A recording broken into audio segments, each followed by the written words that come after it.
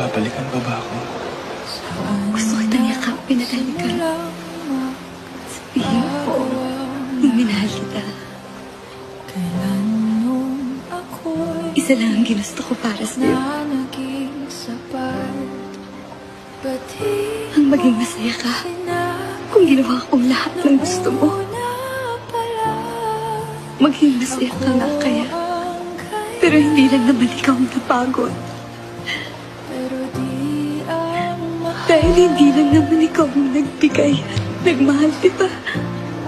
Hindi pala na ibibigay ang kaligayahan. Hindi ito nahanap sa ibang tao o sa isang lugar.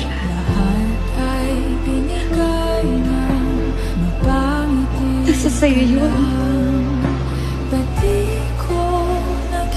Ikaw mismo makakahanap